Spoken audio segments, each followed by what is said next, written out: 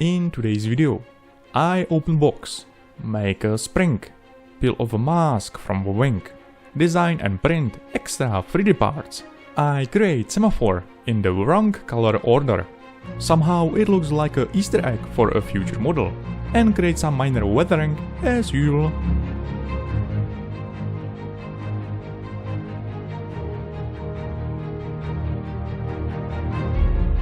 Hello fellow modelers, you asked me for another aircraft model, and I cannot agree more. And what else than legendary Corsair? I chose 25 years old Tamiya kit in 48 scale. However, the age is in this case irrelevant. The kit is still the best and the most accurate what you can have. I only bought a new resin engine, wheels and some metal parts. I want to try my best, so I cannot leave out blueprints with the rivet lines. Okay, let's start, because we have a lot of work. I am separating parts of the sprue and removing the residual plastic. You were waiting for this very long. The first adjustment is right away with the first cockpit part. If you do not have extra parts, do not follow these steps. I use for filling large holes and gaps 2-component epoxy putty, primarily because it is strong and resilient. There is an entirely new seat from a metal. Unfortunately, it is not so easy to bend it to correct shapes, so that you can use a bender and round tools.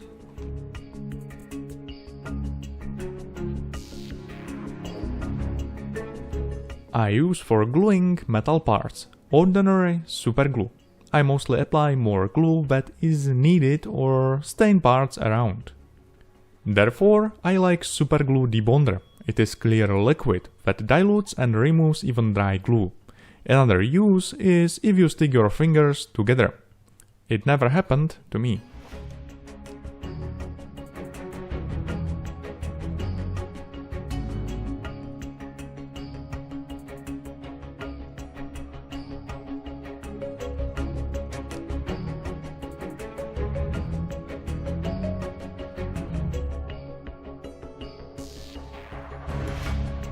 If you are painstaking, you can add some wires and cables. I use lead or tin, because you can easily shape them. There are lovely details in the cockpit, so what with the engine cowl?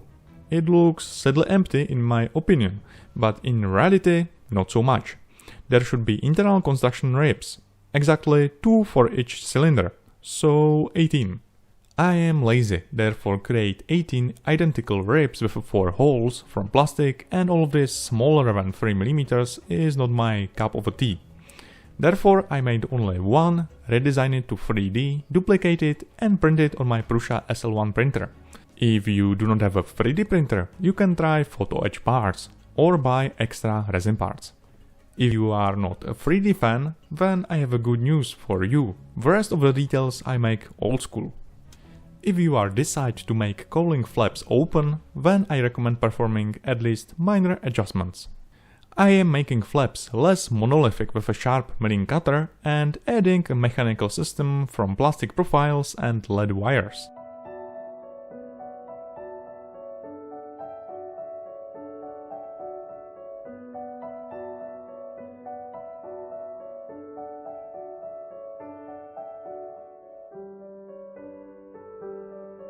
It is funny and satisfying if you compare it before and after. The best extra resin parts are which you must modify, like this nice engine. It is essential to add tons of wires and valve tappets. The brass bars are from old conductors.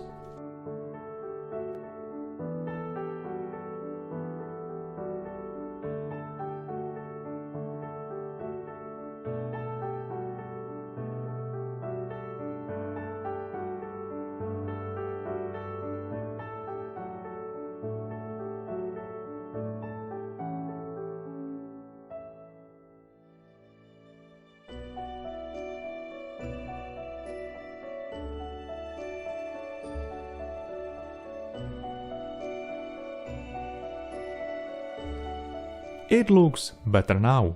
I use Alcat silver colors because they are resilient and I can apply washes straight away.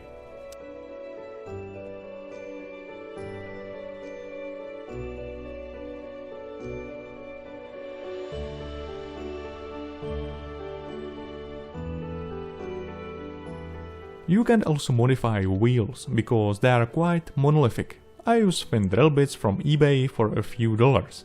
And if you break it, then it is not the end of the world. If you decide to skip all the details, you can try at least this. Each main wheel's legs has 2 lovely springs. It would be best if you had one thin wire and one thicker metal bar. Then only wind up the thin wire, take it off and stretch it. In addition, you can add hydraulic pipes for brakes. Look at these ugly ejector pin marks. I mostly do not understand why they are on these exposed sections. In any case, if you have the proper tools, you can handle this issue easily.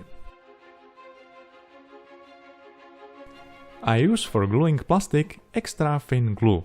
It simply flows into the gaps and creates a strong bond. I think Tamiya forgot to add some brownings, and the wings are only holes.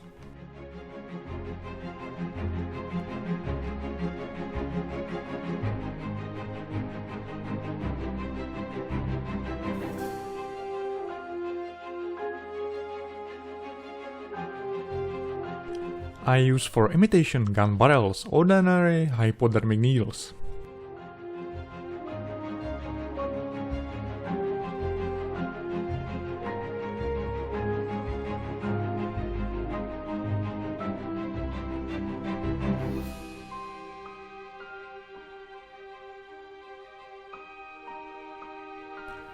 I am drilling out formation lines because I will make them transparent.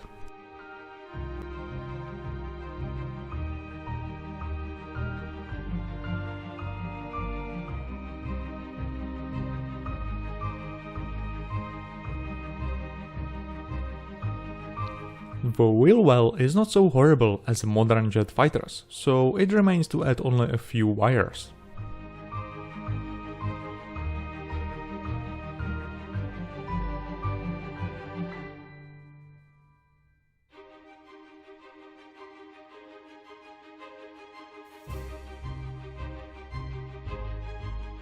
The engine exhaust pipes are indicate also not sufficient, therefore I make them new from brass tubes.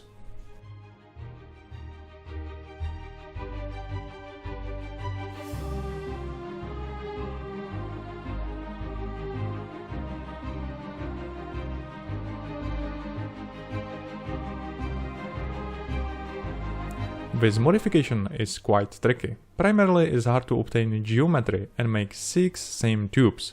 However, the result is not the worst. Those were some minor modifications. Now the most important, which will change the whole model and final look.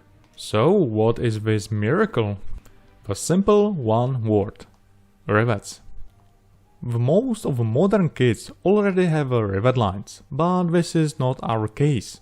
In the first row you must get the proper blueprints. Good help is Uncle Google, otherwise you can make them according to detailed photos. Then it would be best if you have a riveting wheel. You can buy or make your own from gears. I have a video tutorial on this, by the way. The last step is simple. You need a lot of patience. If the rivet lines are not perfectly straight, then do not despair. The original planes are not perfect either. Otherwise, fill them with putty and start again. No one is infallible. Handy for double rivet lines is double riveting wheel, but you can make them even with one wheel.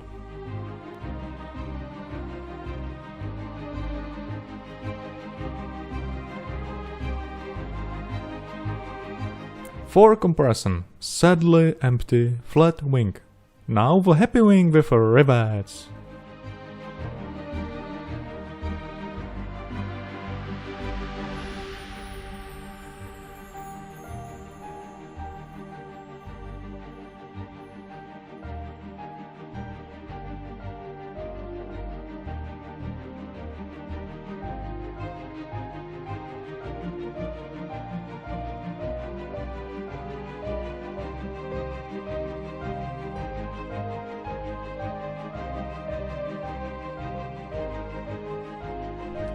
Oof, that was some work again.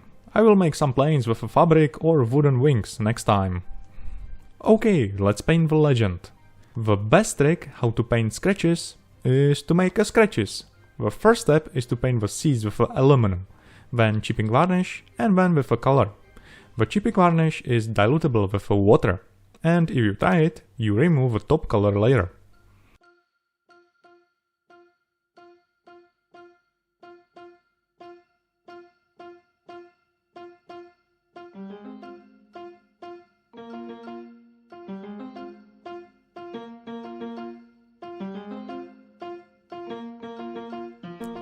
I am making details more pronounced with a dark wash. Also, it changed the color shade slightly. Tamiya wash is enamel based, so that you can clean it with a thinner.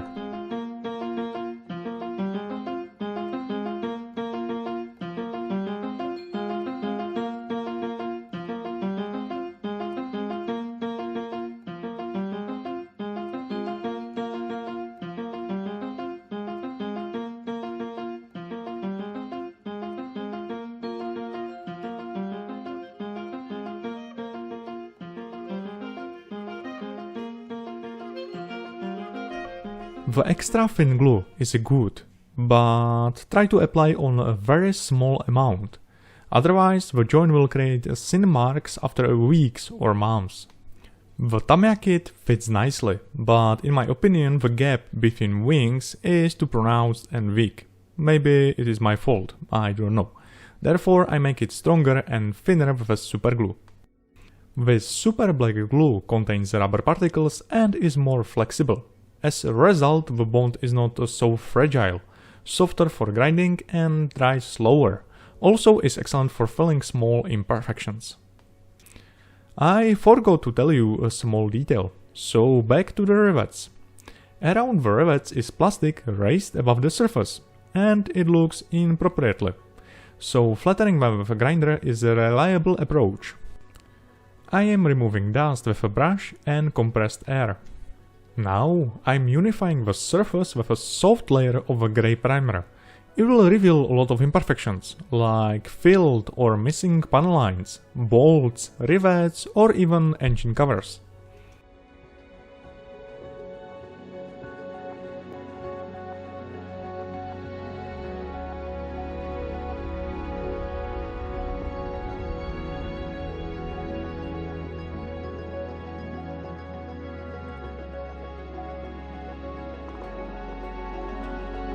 Here is another way how to make scratches without chipping varnish. Make sketches with sandpaper. In the kit are water slide decals, but I do not use them this time. I want to try spray roundless with an airbrush, but that means I need masks. You can possibly create your own from masking film or tape. You need only a cutting compasses for perfect circles and sharp hobby blade. I need to achieve a very smooth layer, so the best is to spray white directly on primer. The black masking putty is from AK or MIG. The work with it is easier than with a poster gum.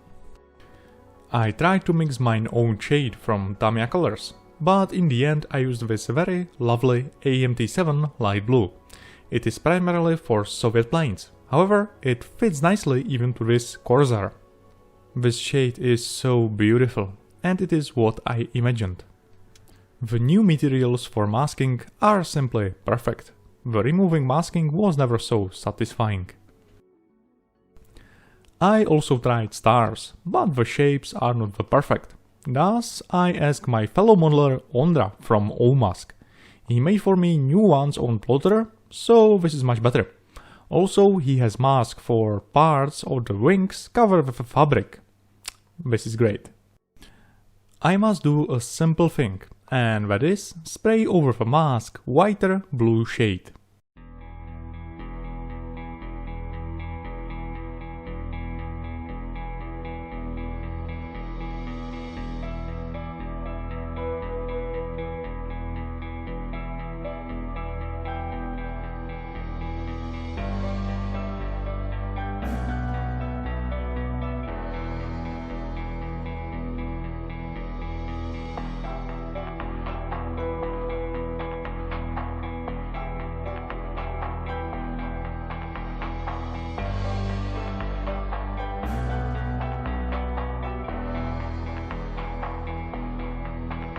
The advantage of a masking is that you do not need 2 or 3 additional layers of a clear varnish, and you can modulate colors. The result is lovely. And with this, the model is almost done. Almost. I am spraying basic modulation around lines. The main reason is to make the surface less uniform. And when the work is done, 1 layer of a clear varnish.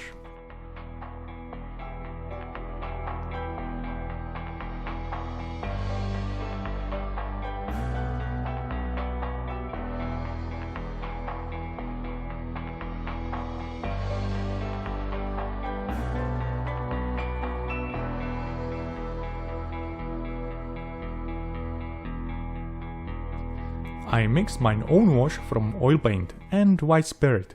Important is in this phase make lines, rivets and details more pronounced. I let it dry for a few minutes, usually 10 is enough, and then I am wiping off the excess wash with a dry paper napkin. But you can use a little bit of enamel thinner if you have a problem cleaning the surface properly. These flat areas are very uniform, therefore I am making stains with a diluted paint. You can see here the advantage of the rivet lines. It helps with the painting because they are like guidelines.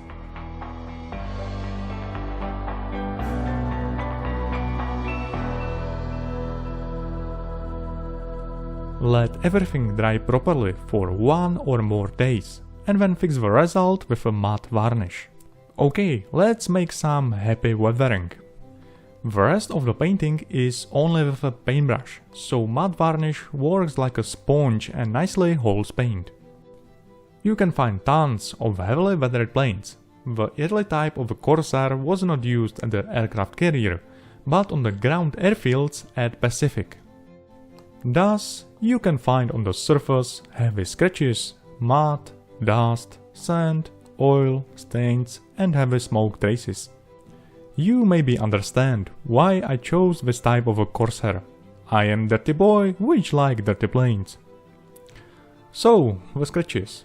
I can honestly recommend silver Mr. Color 8. It has a super thin pigment and therefore is smooth. It looks like a time-consuming process, because it is, but you have a perfect control over the result. The US Army used this yellow-green color primer, also named zinc chromate or something like that. I am painting it around the silver scratches. The rest of the weathering I am painting only with 4 shades of oil paints. Exactly burnt umber, stone white, marine blue, black, and that is all. The result is a conclusion. You do not need tons of expensive weathering products for smoke, stains and color modulation. I use Abteilung Matte Effect Thinner for dilution, because in the first row is a matte, and then dry fast.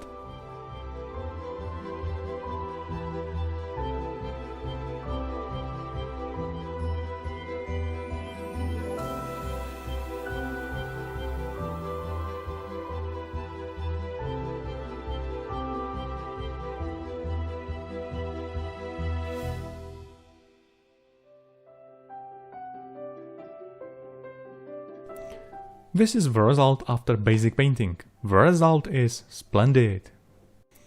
This surface is like an empty canvas, so it depends only on your imagination and how you feel colors. You can make a line here or line there, then change shade and in the end blend all with a thinner. After a few hours you have a completely new model. I am blending fuel leaks with a white spirit. You think this is too much? No. Wait for the bottom side.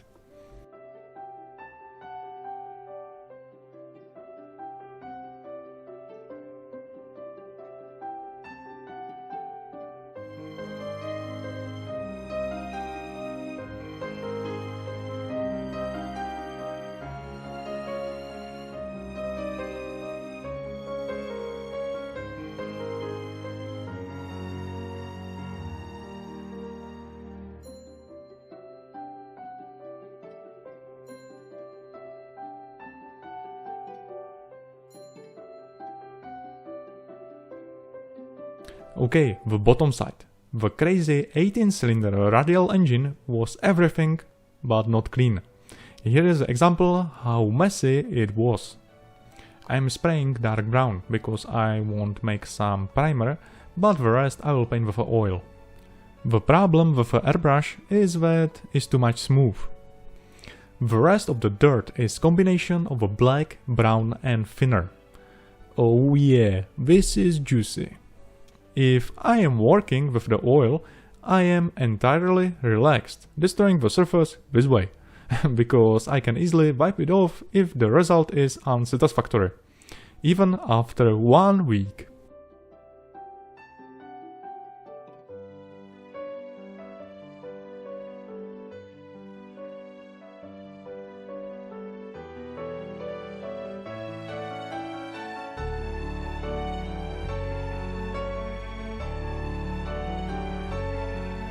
I am painting formation lights and navigation lights with a transparent colors, and cover glass I can easily create with a 2-component clear epoxy glue, which is really perfectly clear.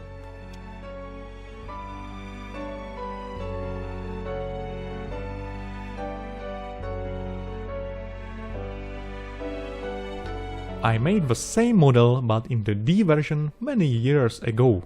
I wanted to try it again to make it even better.